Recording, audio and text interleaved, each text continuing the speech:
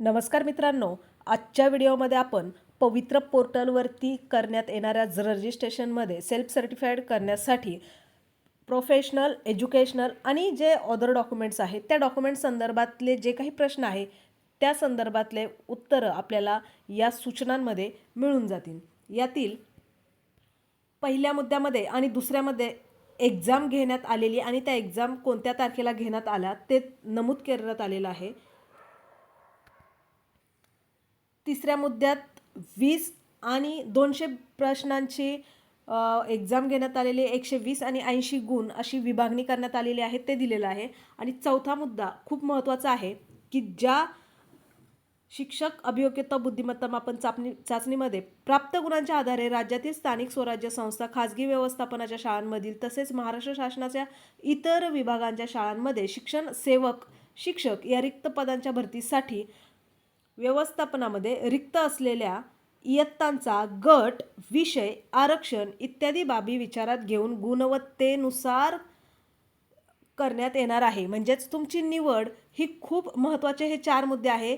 तुमचा गट म्हणजेच वयोगट म्हणजे त्या ठिकाणी 1ली ते 5वी, 5वी ते 6वी ते 8वी, 9वी ते 10वी आणि 11वी 12वी हे या प्रकारचे गट असतात, ज्याला आपण आपला बेस बोलतो की शिक्षण विभागाने ठरवून दिलेले हे जे गट आहेत ते 1ली ते 5वीनुसार तेवढी शाळा त्या ठिकाणी असते. 6वी ते 8वी पेपर 1 तुम्हाला पास लागतो. 1ली ते 5वी असेल तर D.Ed लागतं किंवा समकक्ष कोर्स लागतो. म्हणजे ह्या गोष्टी विचारात घेऊन निवड होणार आहे. दुसरी गोष्ट विषय, जर तुम्ही 6वी ते 8वी किंवा 9वी ते 10वीसाठी असेल, 1ली ते 5वीसाठी विषयांचा प्रश्न या ठिकाणी निर्माण होत नाही. परंतु जे 9वी 10वी असतं ते त्या ठिकाणी विषयांचं स्पेशलायझेशन असतं. त्यामुळे एखादा पर्टिक्युलर विषय शिकवण्यासाठी त्या विषयात तुमचं ग्रॅज्युएशन व्हायला लागतं. हा मुद्दा या ठिकाणी दिलेला आहे. विषय खूप महत्त्वाचा आहे. त्याचप्रमाणे तुमचा गट खूप महत्त्वाचा आहे, कारण पेपर 1, 2 जो केंद्र सरकारने किंवा सर्वोच्च न्यायालयाने या ठिकाणी मान्य केलेलं आहे की सर्वच शिक्षकांना आता TET बंधनकारक आहे. मग तुम्ही कुठल्या गटासाठी पात्र आहात त्याची तुम्ही व्यावसायिक अर्हता आणि पात्रता परीक्षा पूर्ण केलेली असेल तर त्यानुसार तुमची निवड होणार. म्हणून हा गट महत्त्वाचा आहे, विषय महत्त्वाचा आहे. त्यानंतर आरक्षण, कारण ही तफावत खूप मोठ्या प्रमाणात दिसून येते की एखाद्या विद्यार्थ्याला खूप जास्त मार्क्स असतील आणि एखाद्याला खूप कमीसुद्धा मार्क्स असतील, पण ती जागा रिझर्व असेल तर कमी जागेचा विद्यार्थी त्या जागेवर लागू शकतो, कारण त्या रिझर्वेशन कॅटेगरीसाठी ती जागा रिझर्व असेल. परंतु एखादा ओपन कॅटेगरीचा विद्यार्थी जास्त मार्क्स असले तरी त्या ठिकाणी लागणार नाही, कारण ती जागा एका पर्टिक्युलर याच्यासाठी रिझर्व करण्यात आलेली असते. म्हणून रिझर्वेशन खूप महत्त्वाचा मुद्दा आहे. त्यामध्ये पण एक सामाजिक आरक्षण असतं, एक समांतर आरक्षण असतं. ह्या गोष्टी महत्त्वाच्या आहेत. म्हणजेच विषय आहे, गट आहे, आरक्षण आहे, ह्या गोष्टींचा विचार करून या ठिकाणी तुमची निवड होणार आहे.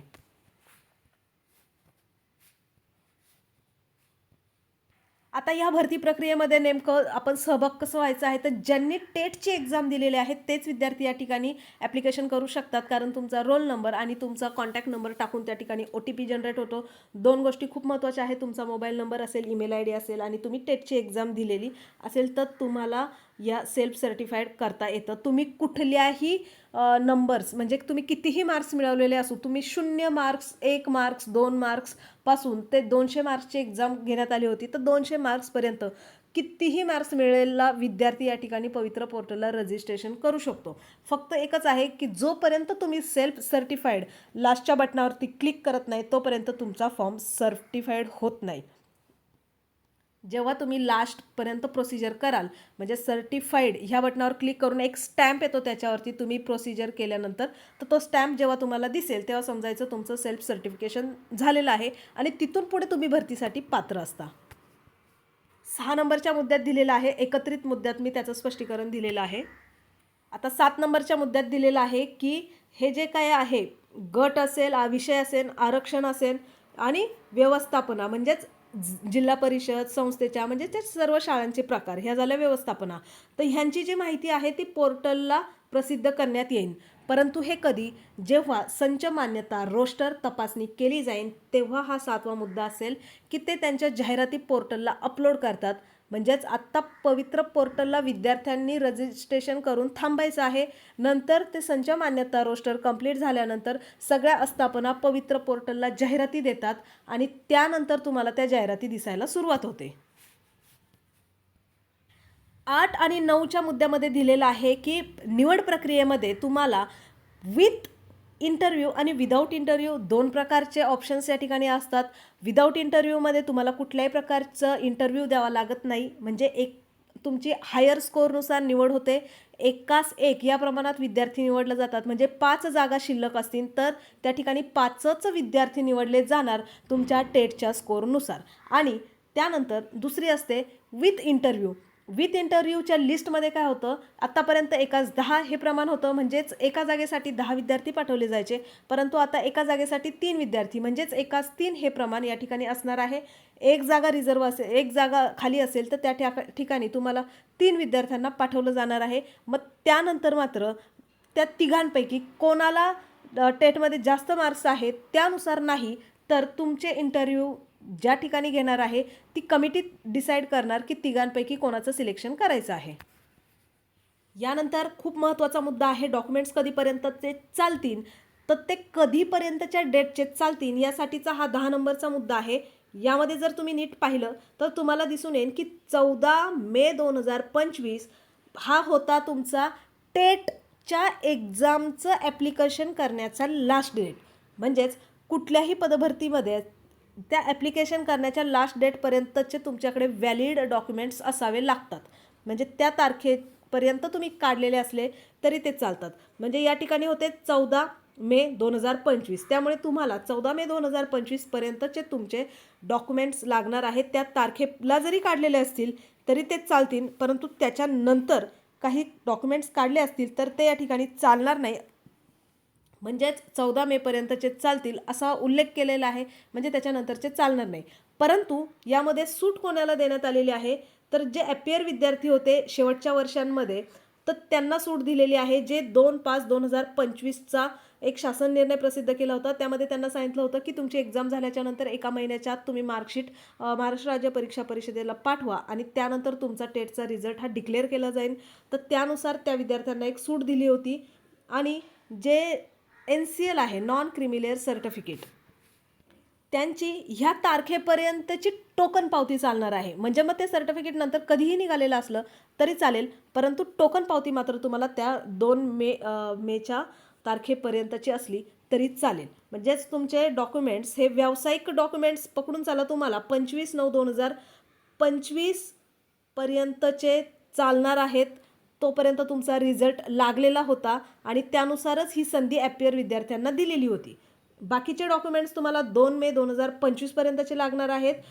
NCLची टोकन पावती, सर्टिफिकेट न हे करता त्यांनी टोकन पावती त्यावेळेस सांगितली होती. म्हणजेच या ठिकाणी तुम्हाला 14 मेपर्यंत शैक्षणिक अर्हता आणि त्यानंतर 25/9 पर्यंत व्यावसायिक अर्हता पूर्ण केलेली असावी असा या ठिकाणी अर्थ आहे.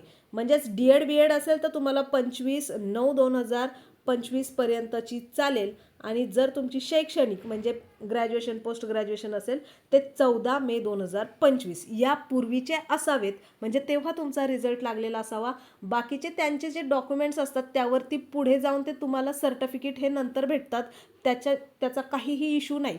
म्हणजे ॲपियरवाल्यांकडे आता सर्टिफिकेट नसणार आहे, त्यांचं डिग्री सर्टिफिकेट लगेच तर मिळत नाही, परंतु तुमचे मार्कशीट असतात आणि त्यांनी मार्कशीटच सांगितलं होतं की ते तुमची अर्हता 25/9/2025 पर्यंतची असावी. त्यामुळे शैक्षणिक 14 मे, व्यावसायिक 25/9 असं पकडून चालावं. त्यानंतर 11 नंबरच्या मुद्द्यात देखील तेच दिलेलं आहे.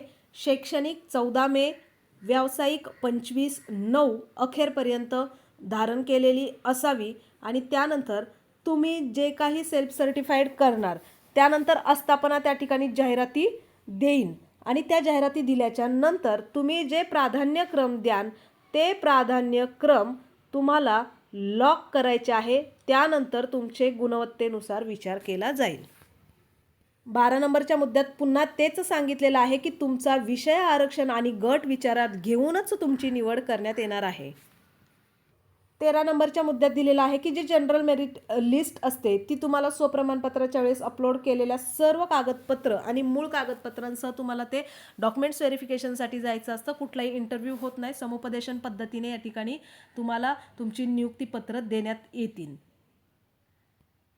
यानंतर खूप महत्त्वाचा मुद्दा आहे या ठिकाणी स्वप्रमाणपत्राच्या बाबतीतल्या ज्या सूचना आहेत त्या ठिकाणी मात्र तुम्हाला एकदा स्वप्रमाणपत्र केल्यानंतर ती माहिती समजा खोटी आहे, खाडाखोड केलेली आहे, अधिकृत नाही म्हणजेच अनधिकृत आहे त्याप्रमाणे ती खाडाखोड केलेली आहे किंवा बदललेली आहे, बनावट कागदपत्र सादर केलेले आहे किंवा अटी पूर्ण न केलेल्या आहेत, परंतु अटी पूर्ण केल्या परंतु कालावधीमध्ये न केलेल्या आहेत, कालावधी उलटून गेल्याच्या नंतर त्यासाठीच त्यांनी शैक्षणिक आणि व्यावसायिक अर्हतेच्या तारखा त्या ठिकाणी सांगितलेल्या आहेत.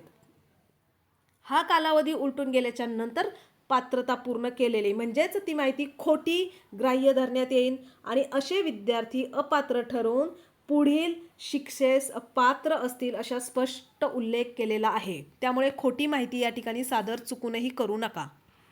आता यामध्ये नेमकी कोणती काळजी घ्यायची आहे तर पोर्टलला जेव्हा तुम्ही रजिस्ट्रेशन कराल तेव्हा तुमचा मोबाईल नंबर रजिस्टर जो आहे तोच तुमचा रोल नंबर याने तुम्ही तुमचं लॉग इन करू शकता.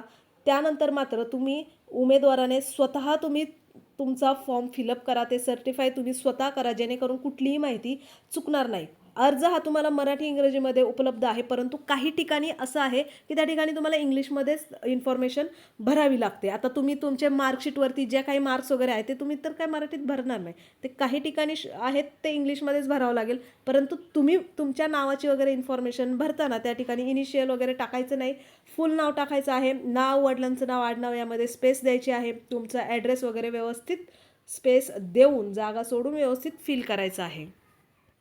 4 आणि 5 नंबरच्या मुद्द्यामध्ये तेच दिलेलं आहे जे वरती तुम्हाला एक्सप्लेन केलेलं आहे. 14 मे आणि 25/9 ही तारीख तुम्ही मनामध्ये फिक्स ठेवा, ती लक्षातच ठेवा. तुम्हाला त्याच प्रकारचे डॉक्युमेंट्स या ठिकाणी अपलोड करायचे आहेत. आणि ह्या 2 तारखांना अनुसरून बाकी सगळ्या खाली गोष्टी दिलेल्या आहेत. जसं की उमेदवार तुम्ही स्वतः त्या ठिकाणी 8 नंबरचा मुद्दा दिला आहे. जर तुम्हाला आरक्षणाचा लाभ घ्यायचा आहे तर त्या दिनांकाच्या पहिले डॉक्युमेंट्स तुमच्याकडे असायला पाहिजेत.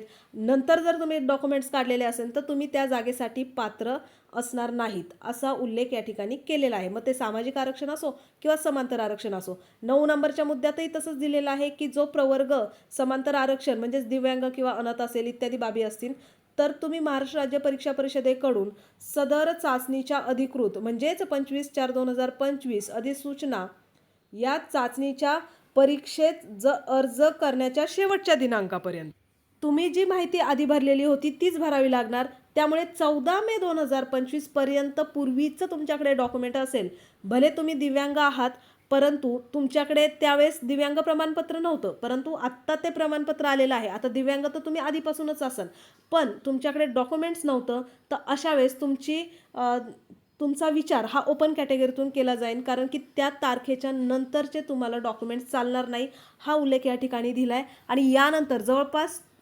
24 पानापर्यंतची जी माहिती आहे ती ह्या 2 तारखांना पकडूनच आहे. म्हणजे तुमचं आरक्षण त्या पूर्वीचेच डॉक्युमेंट्स लागणार तुम्हाला. मग तुम्ही दिव्यांग असलात वेगळं समांतर आरक्षण असेल तरीही तुम्हाला त्या पूर्वीचेच लागणार, अदरवाईज तुम्हाला त्या ठिकाणी बाद करण्यात येईल.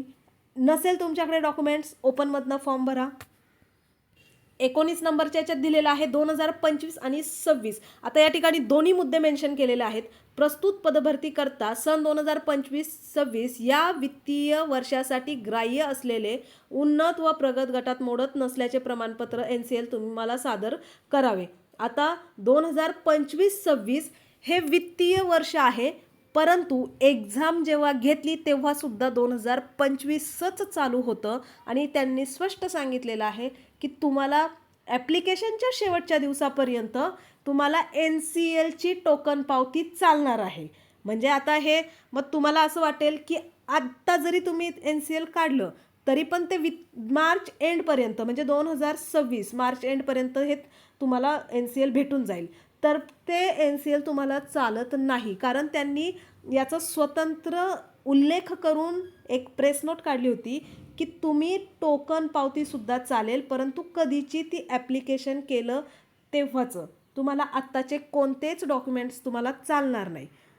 जे आधी रिझल्ट लागलेले होते त्याचे समजा तुमच्याकडनं कुठल्या प्रती हरवल्या असतील आणि त्याचे जर तुम्ही डुप्लिकेट काढले तर ते आत्ताचे चालतील, परंतु मूळ कागदपत्र ही त्या दिनांकाच्या आधीचीच असावी लागते. आता NCL 2025 आणि 26 वित्तीय वर्ष लिहिलं आहे, त्यामुळे इथे कन्फ्यूज होऊ शकतं की मग मार्च म्हणजे जरी आता जानेवारीतही काढलं तरीसुद्धा ते तुम्हाला आत्ताच्या डिसेंबर महिन्यात हे जे सर्टिफाईड करतानाच्या प्रोसिजरमध्ये जरी काढलं म्हणजे डिसेंबर महिन्यात तरीसुद्धा ते तुम्हाला मार्च एंडपर्यंतच मिळणार ह्या 4 महिन्यांचं. मग ते चालेल का? कारण ते वित्तीय वर्ष 2025-26च असणार आहे, पण तरीसुद्धा ते नाही चालणार असा उल्लेख यामध्ये वरच्या याच्यामध्ये लाईनमध्ये तो दिलेला आहे. 14 नंबरचा पॉईंट आहे जो की EWS वाल्यांसाठी किंवा इतर वेळेस जरी त्यांना हा प्रश्न पडला तरी तुम्हाला तुमचं उत्तर या ठिकाणी मिळून जाईल. जे तुमचं महाराष्ट्र राज्याचं EWS सर्टिफिकेट आहे ते तुम्ही काढल्यानंतर तुम्हाला NCLची गरज लागत नाही, कारण ते एक प्रकारचं उत्पन्नच दाखवतं त्यामध्ये. परंतु जर तुमची कुठली केंद्र सरकारची एक्झाम असेल तर मात्र तुम्हाला ते केंद्र सरकारचं EWS प्रमाणपत्र लागेल. कुठलीही चुकीची माहिती दिली तर तो कायद्याने गुन्हा असेल. तुमचं सामाजिक आरक्षण असेल, मागासवर्गीय आरक्षण आहे, यामध्ये कलम दिलेले आहेत. समांतर उभं आणि आडवं म्हणजे सामाजिक आणि समांतर आरक्षण कोणते आरक्षण येतात, त्याच्यात कोणत्या कलमानुसार तुम्हाला गुन्हा नोंदणी होऊ शकते. 865 गावं आहेत, ते सीमेवरती आहेत, परंतु तरीसुद्धा त्यांना ओपन कॅटेगरीतूनच लाभ मिळणार आहे. ते असे डायरेक्टली कुठल्या कॅटेगरीच्या कास्टचा लाभ घेऊ शकत नाही, परंतु महाराष्ट्राच्या याच्यामध्ये ओपनमधनं ते त्यांचा फॉर्म भरू शकतात. जे काही डॉक्युमेंट्स आहेत ते तुम्हाला त्या ठिकाणी अपलोड करायचे आहेत. जर तुमच्याकडे सेंट्रल गव्हर्नमेंटचं EWS सर्टिफिकेट असेल तर ते तुम्हाला ह्या शिक्षक भरतीमध्ये वापरता येणार नाही. तुम्हाला महाराष्ट्र राज्याचं EWS प्रमाणपत्र लागेल, कारण सेंट्रल गव्हर्नमेंटचं EWS प्रमाणपत्र वेगळं आहे आणि महाराष्ट्राचं EWS प्रमाणपत्र हे वेगळं आहे.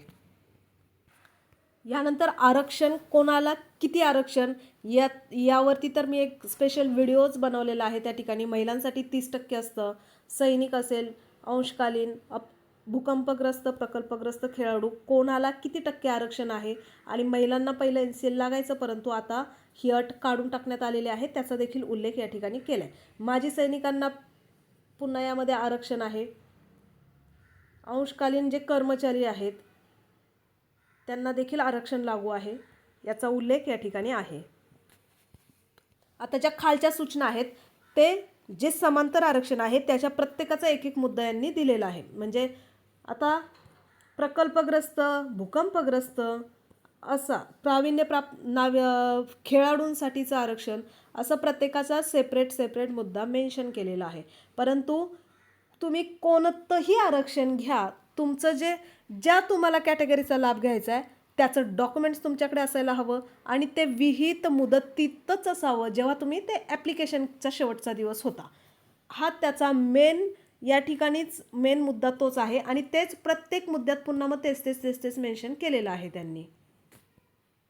कुठल्याही प्रकारचा गैरप्रकार यात होणार नाही याची काळजी घ्या, कारण कुठल्याही क्षणी तुमचं ॲप्लिकेशन या ठिकाणी रद्द केलं जाऊ शकतं. अशा सूचना ह्या शेवटच्या पेजवरती दिलेल्या आहेत.